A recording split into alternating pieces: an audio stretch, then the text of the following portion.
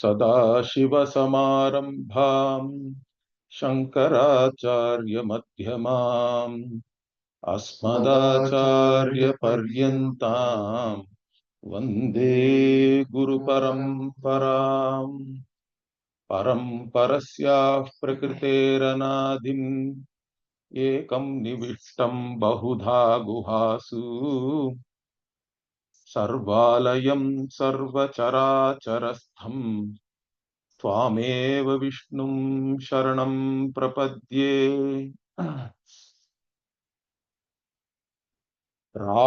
राहुरदृश्योऽपि यथा शशिबिम्बस्तः प्रकाशते जगति सर्वगतोऽपि तथात्मा बुद्धिस्थो दृश्यतामेति सर्वगतं निरुपमम् अद्वैतं तच्चेतसा गम्यम् यद्बुद्धिगतं ब्रह्मोपलभ्यते शिष्यबोध्यं तत्.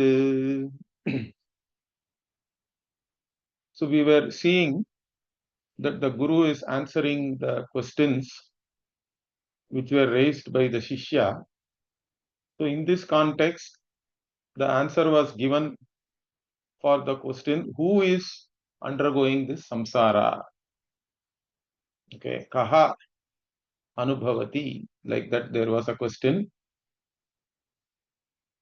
And for this, what we have to say, Brahman alone undergoes, correct, or the Atma Chaitanya, because that is the only conscious entity. Even the samsari is a conscious entity, correct? Everybody takes oneself as a conscious entity, even though there is confusion with reference to oneself. So that confused person is the samsari, really. And this Atma itself, different analogies are given how this Atma becomes this samsari. All these analogies are only showing that the samsaritvam is only due to the conditioning factor, or upadhi we call it in Sanskritam, correct? Upadhi means something which is there near something else and then gives its qualities as though gives, not really. It as though transfers its qualities to the other thing. That's what we call upadhi. In English, we can, in English, sometimes they translate it as adjunct and all that. That is one more word they use in English translation. Or I prefer conditioning factor. So it's a conditioning factor. It conditions something else. Even though the other thing really does not have these qualities, it conditions or makes its own qualities appear in the other thing. So that is how Atma is not a samsari. It is not limited. It is not restricted to only one body. All these things we have to be very clear. Because it is Paramaatma, we say. But what is the experience or anubhava of a samsari or an individual conscious being? Okay, samsari is really an individual conscious being. That experience is that I am only restricted to a particular body, mind, sense complex. Okay. And why it is like that? In fact, this this question is raised even in the Bhagavad Gita in different places. Bhashyakara Shankaracharya actually handles this. Okay. So even in the Brihadaranyaka Bhashya, the Atma itself is called Vijnana Mayaha. Okay, Mayaha there means Prayaha, means it is a semblance or it is like the Vijnana. There Vijnana really means the Buddhi. Buddhi is called Vijnana. Atma is like Buddhi means. Why? Because everybody takes the Buddhi as consciousness, correct? As conscious or as aware. Because that awareness which we have is attributed to the buddhi only, correct? Or the antakarana, the internal organ which knows something. So everybody takes the antakarana or the buddhi as the knower, because that is what is aware of things. But what Vedanta is teaching you is that there also you have to do Viveka. That is the most difficult Viveka. Why? Because this discrimination between consciousness and buddhi or antakarana is something one has to understand. That's what in fact Shastra is trying to teach you also.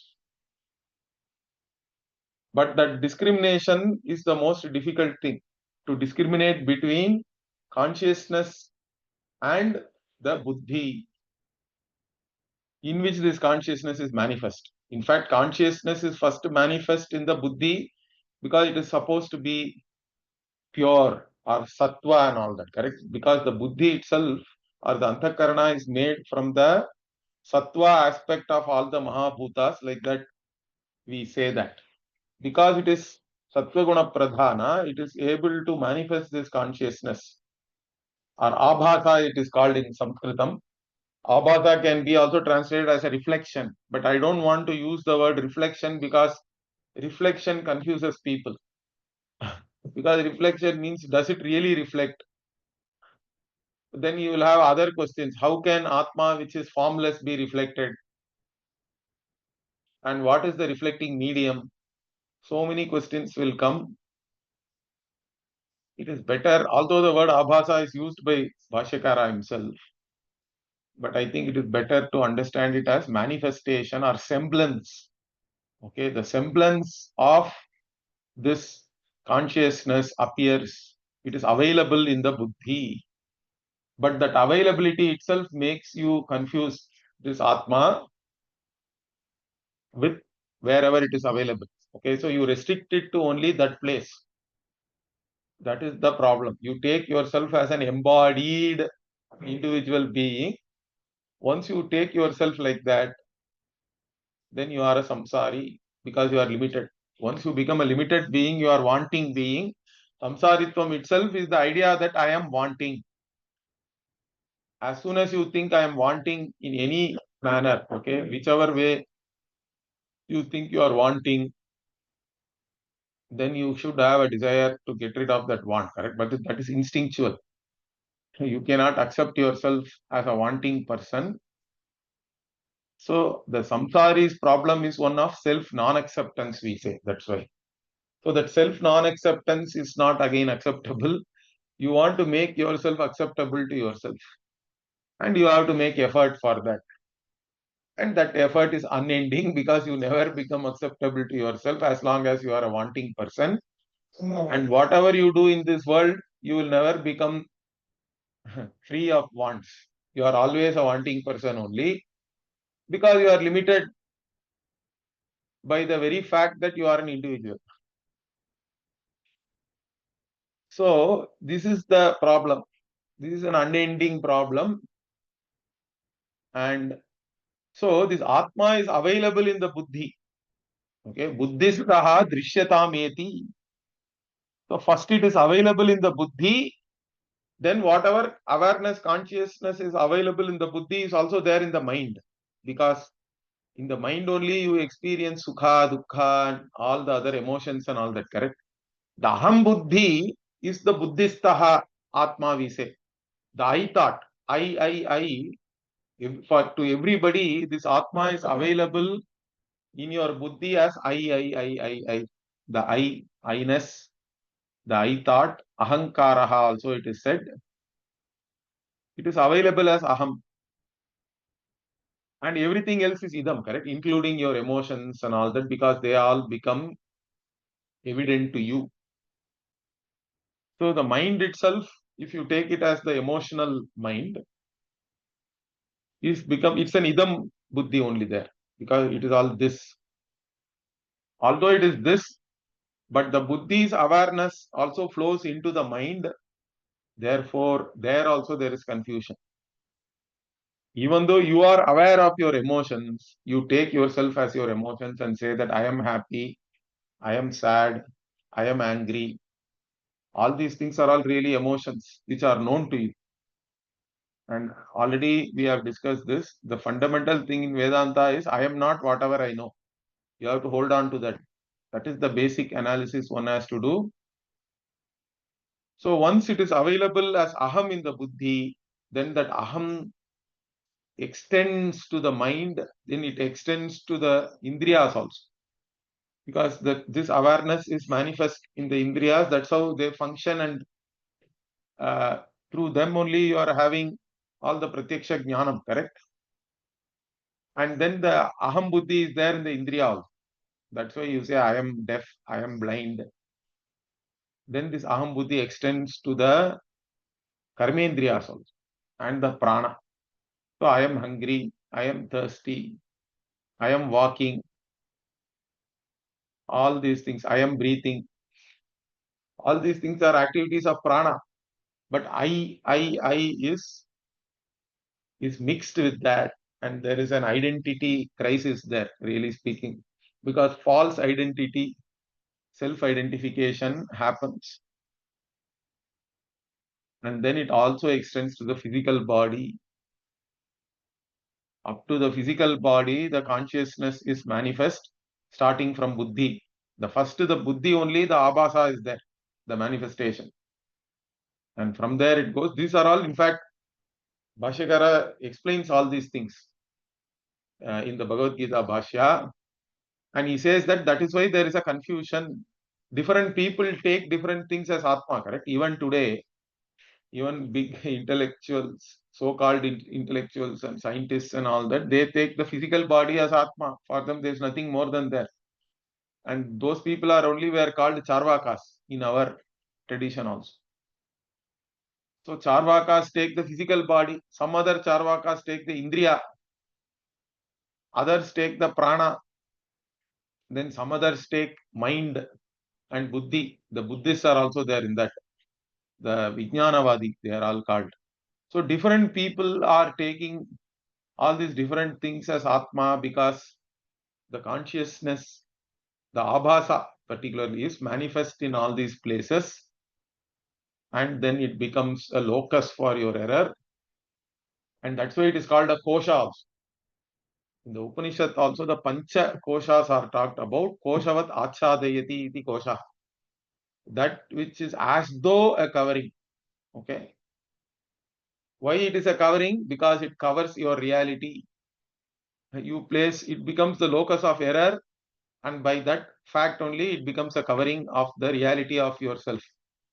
The reality of Atma is covered as soon as you have your self-identification on all these things, starting from Annamaya, Pranamaya, Manomaya, Vijnanamaya, Anandamaya, like that. The koshas are also talked about. So because the Atma is available in all these places, it is manifest, and one takes the Atma as all these things. But what is the reality of this Atma? That is what is explained now. So till now, how Atma becomes the individual was talked about, how it becomes the samsari. But the reality of this Atma is something different, correct? What is the Swarupa of this Atma? That's what is said here. Sarvagatam, Nirupamam, Advaitam. So this Atma is Sarvagata. It's not restricted to only one body. Understand that. It is really all pervasive. In fact, space-time is there in this Atma. Everybody thinks that I am in space-time, correct? That is the first error. One of the first error is what? To think that I am an entity in space-time. Means you are limited. As soon as you think you are in space-time, you are limited. No, you are not in space-time. Why? In fact, that every night you experience that space-time also folds into you. But you are there, correct? Still, you are not in space-time really. Space-time is in you because it also resolves into you only. Even when space-time is not there, you are there as the conscious entity. And without the conscious entity, nothing else is there. Everything becomes evident to you only. So, the space-time is in you, means you are sarvagataha. And that is something you have to understand. It is pure knowledge. And nirupamam, there is no comparison to this Atma. In fact, some people say that everywhere there is Taratamya, correct? One fellow, all these theologies, they are all talking about some Swarga and they'll give you some nice picture about that. You will enjoy. And they are also fighting with each other. My Swarga is better than your Swarga. Okay, that's all they have, nothing more. But this Atma is Nirupama. It cannot be compared to anything else at all. Because it is Purna Swarupa. And then there is no real second thing also for which, correct? There is no other thing. Everything is this Atma alone. That being so, there is no second thing really to even compare. That way also it is Nirupama. It is Nirupamam. This Atma and Advaitam. There is no second thing really, like I told you. There is no duality. Neha nanasti kinchana. Like that Upanishad is saying. Ekameva advitiyam. Ekameva advitiyam Brahma. Which is the Jagat Karanam is your Atma alone. It is yourself. That alone is appearing as consciousness in your buddhi. It is manifest. So there is no bheda in this Atma. Nanatvam is not there. Multiplicity is not there. There is no distinction, division. How can we understand this? This also is there in your day-to-day experience, correct? People don't recognize it, that's all. Because the sense of I, the I which is there, is always a sense which is of a whole being, correct? It's a partless whole. I is always a partless whole. That is how everybody recognizes oneself. How can I say that? So let us say you lose one finger. Do you take yourself as only 90% now or 95%? Or somebody loses their leg. Do they become 75% I? No, correct? The sense of I is not dependent on anything else. The sense of I is always, it is always recognized as a partless whole only. The I is always a partless whole because it is a conscious entity and there is no distinction or divisions in this consciousness. See, even those who take the body as Atma, for them also, why the body is Atma? Because it's a conscious being, correct? Without, only because consciousness is manifest, the body is taken as Atma. So it is all because of the consciousness or conscious being manifest in the body. Body is taken as Atma. But even those people, even if they lose a limb, they do not become 75% I. They are still whole only. The I sense is always a partless whole. Even law recognizes it like that, correct? Since you killed somebody who did not have a limb, you won't get less punishment, correct? You don't get 75% punishment for murder, let us say. A human being is recognized as a partless whole always. Because you are the consciousness which is partless, correct? That is the Advaita. Even in your own experience also, see, I was a baby. I was a young person. Then I grew up, I became an adult from child. Now I am becoming older also. In all these things, I am the same, correct? I am the same. In fact, Bhagavan in the Gita also, in the beginning only, he talks about it, correct? Dehinosmin yatha dehe kaumaram yavanam jara tatha dehantara praptihi dhiras tatrana muhyati. Like that. He's saying this Atma is the same. The Dehi is always the same, is a partless whole. Even though the identification with the body, which is having parts, is there, but your self, what do you say, self-awareness is always of one as a partless whole only. The self-awareness is a whole. It is of a whole entity, partless whole. There is no parts in the I sense. That is the beauty.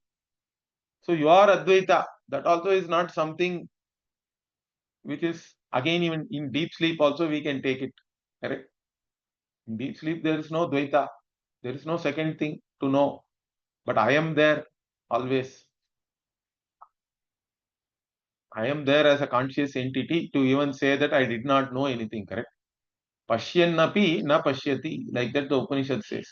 Even in deep sleep you are always awake. The Atma never sleeps. Understand that.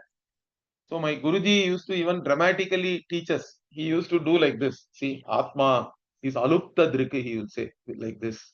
He'll keep the eyes. Why? Because Atma, it is wrong to think that Atma is sleeping. What is sleeping is the mind. Mind folded, resolved. The sleep is only for mind, correct? Atma never sleeps also. Atma is the same conscious entity always. And is conscious of the fact that you did not know anything. There is nothing to be known also because there is no mind to objectify anything.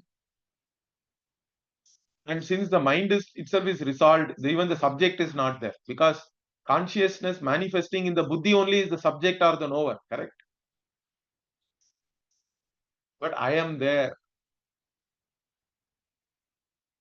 I am there as the Advaita Atma. And so how do I know all these things now? This is where modern Vedanta is a problem. You have to go beyond. You have to go beyond the mind, turn inwards, supra-mental, and all that people talk about all these things.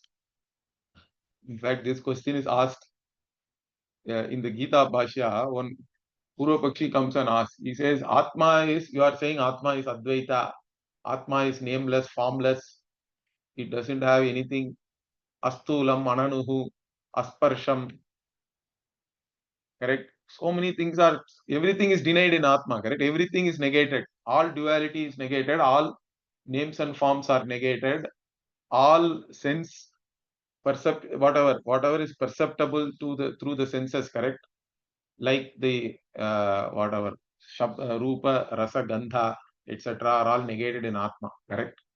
All kinds of attributes, qualities, everything is negated. Then how will you know this atma? It is formless, and only something which is which has a form can be objectified and known. So this atma can never be known. Like this an objection is raised. Okay, then Bhashyakara, how does he answer? He says, yes, it is true that Atma is not having any form.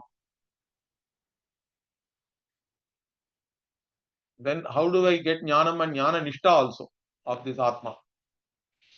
Jnana, first you should have Jnana, then only you can have Jnana Nishta, correct? You can be established in that knowledge firmly. For that you have to gain Jnanam. How do I gain this Jnanam? Means for that he says Atma is not completely unknown also. That is the beauty. Because to everybody, Atma is known as I, which is appearing in the Buddhi, correct? It is manifest in the buddhi. The Chaitanya Abhasa is there in the buddhi as I.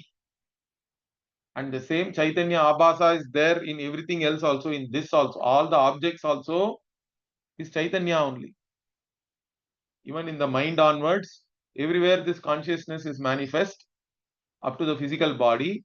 And is also manifest in the external world also. That the Shastra is telling us. So really speaking, object also is consciousness only. That's why in every knowledge there is object consciousness, correct? Every knowledge means what? You know something means what? I know part means what? Part consciousness is, correct? If I say I know something else, I know this cloth means cloth consciousness is. If I know the body, body consciousness is. If I know hunger, hunger consciousness is. If I'm able to see with my eyes, sight consciousness is. Smell consciousness is, touch consciousness is, like this. Every sensory stimulus consciousness is, because all these things are known. And in all these things, what is the invariable? Consciousness is, consciousness is. So there is no object without consciousness is. There is no knowledge without consciousness is.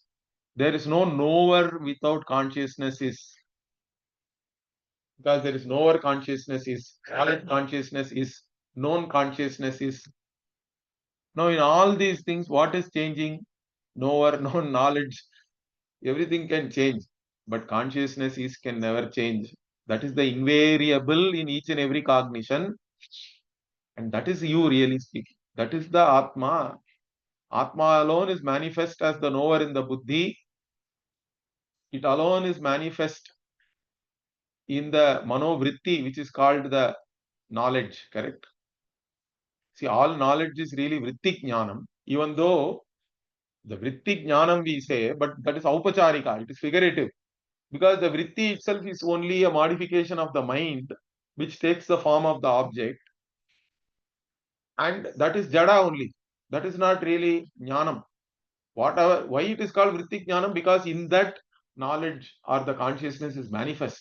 The manifesting or the Chaitanya Abhasa only is called Jnanam there.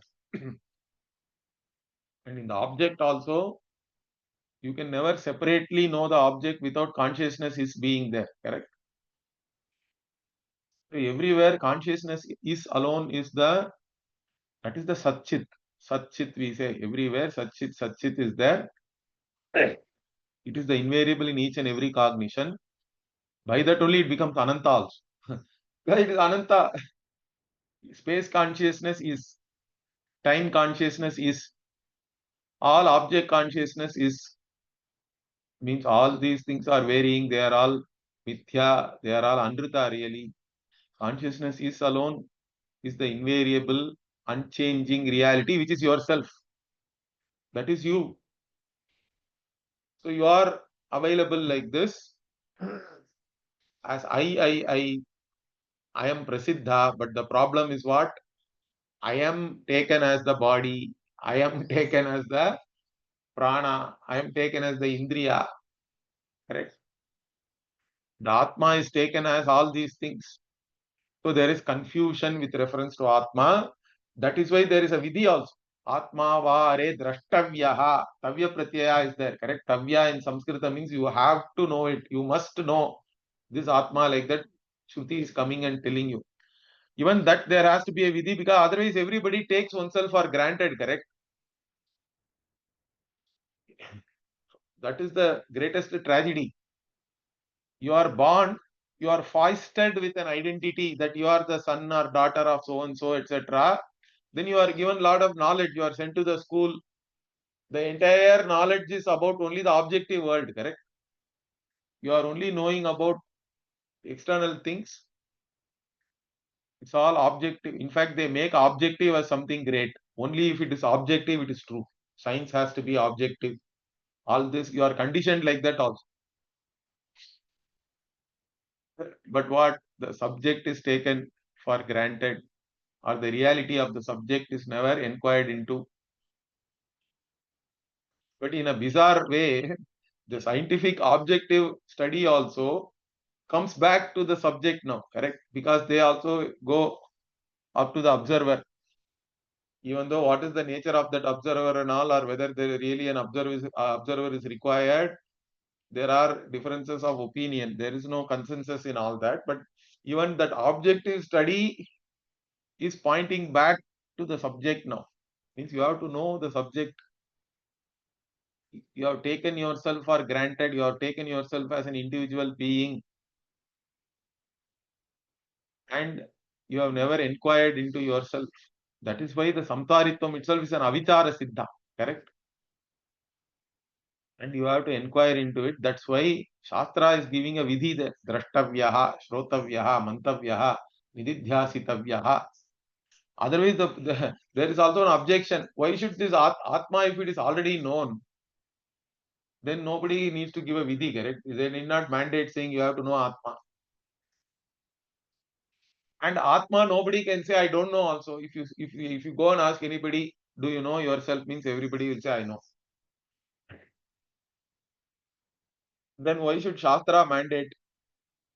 Means because you are knowing yourself wrongly. There is confusion with reference to yourself. The self-identification is wrong.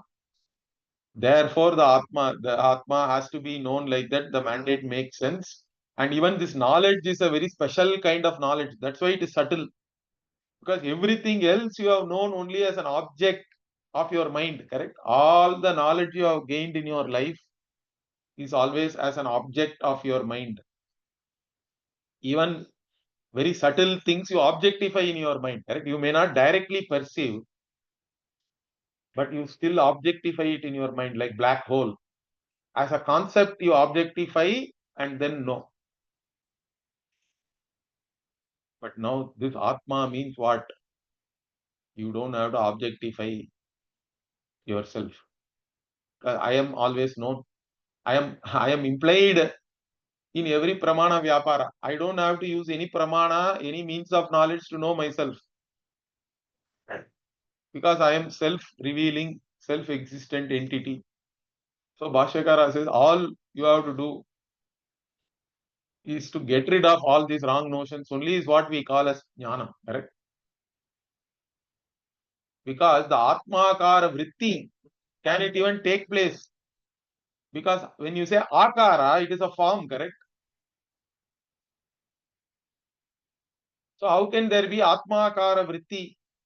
A vritti, how can, because here it is a Chetasa Gamyam, correct? Our Adi Sesha is saying you have to know this Atma through your mind only, correct? Chetasa Gamyam.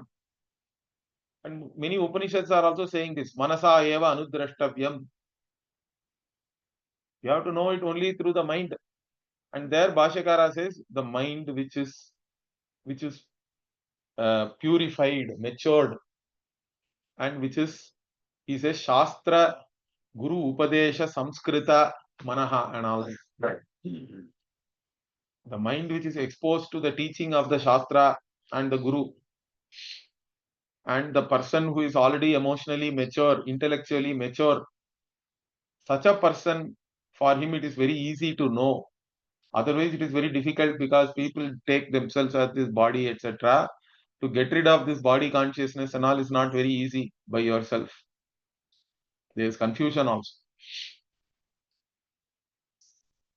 So for the one who is exposed to the teaching of the Shastra and the Guru, for that person can know Chetasa Gamyam, his mind is purified, and in the pure mind only Atma is manifest as the Abhasa. The Abhasa is nothing but the original, correct? Understand that. The reflection is the original. There is no reflection without the original. And if the reflecting media is pure, the reflection and the original, there is no difference. Reflection is the original. But the original is not reflection. Understand that. That also we have to understand. Because the reflection is original. And through the reflection, we can know the original. So whatever consciousness which is appearing in the mind and through that it is appearing all over the body, etc., is you really. But even if the reflection is gone, you are always there. Understand that. You are the original. And this has to be known only in the mind. Chetasa Gamyam. Known in the mind means basically all you are doing is getting rid of all the wrong notions about yourself is good enough. Then Atma is there as it is. You don't have to specially manifest the Atma or anything. Okay. Some people talk about super consciousness and all that. There is nothing super or whatever inferior or superior and all that here. Okay, Atma is Atma. It is always available as the consciousness. It is the conscious entity, which is yourself. So all you have to do is get rid of all wrong notions about yourself. Then you know it. Chetasa Gamyam. The mind in which all wrong notions about oneself is gone. That is the enlightened mind. Their Atma is manifest as it is. And that's what he is saying. Yad buddhi gatam brahma upalabhyate chetasa gamyam. Whatever is available in the buddhi, that is what is said in the Pravesha Shruti also. Tat srishtva tadeva nupravishat means having created this entire world, Brahman entered it means what? Wherever somebody has entered, they are available there. It is only pointing out to the upalabdhi or availability, because Brahman being Sarvagata cannot enter anywhere, correct? Because here we are saying Sarvagatam, and immediately we are saying it is entering and available. Entering into the buddhi means what? It is entering means it is available there. It upalabdhi sthanam. Buddhi is where this Atma is available as the consciousness, and that's what you have to recognize. You have to understand yourself as the limitless conscious being in whom everything is appearing. Really speaking, this entire space time, the entire world is only an appearance in yourself. That is what one has to recognize. And he says, Shishya, hey Shishya, bodhyam tat. You have to know that that is the only way to get rid of the samsaritam. There is no other way. You cannot any amount of shirasasanam or any amount of any other upasana, etc. also will not help you. All that can help, provided they are taken as a way of gaining qualification to gain this knowledge. See, all sadhana are useful. Nobody is denying that. Only to prepare you to gain this knowledge or to assimilate this knowledge. That way, all sadhana is useful. But independently by themselves, the sadhanas cannot give you anything. They only prepare you for this knowledge. Knowledge is very important. Finally, knowledge has to take place. And that knowledge, where does it take place? It takes place in the mind only. And what kind of mind? A pure mind, which is free of likes and dislikes. A pure mind which can focus one pointedly, and a mind which is exposed to the teaching of Shastra and Guru. This is the mind. That is the mind which gains this knowledge. There is no other way of gaining this knowledge. Understand that. So, yad buddhi gatam brahma upalabhyate. So, the Brahman which is available in your own buddhi, you don't have to go anywhere. Hey Shishya, bodhyam tate. You have to know that. And how do you know that? Or in what way we are knowing it? It is also not one more object. That is where the subtlety, that is where the difference. In fact, all the objects are yourself. Understand that. But you are not any of those objects. That is the beauty here. Okay, in fact, this Atma, you have to know it as separate from everything else which is known as an object. So that's what is said in the next verse. Buddhi manohankara stanmatrendriya ganascha bhuta ganaha samsara sarga parirakshana kshama prakrita heyaha. So all these things, they are prakritaha heyaha. See, everything which is born out of the prakriti, trigunatmika prakriti, you have to, heyaha means give up, means what? Give up the notion of I on them. The self-identification you are having on the things which are born out of this prakriti, you have to give it up. That is the only thing you have to give up. Otherwise, what will happen? If you identify with that, samsara sarga parirakshana kshamaha, means they will give rise to samsara, because they will make you limited individual. Once you identify with any of the products of the prakriti, you become limited. Parichinnaha, you will become an individual conscious being. Means samsara starts, samsara sarga, and then it continues, it sustains also. Parirakshanam means it keeps continuing.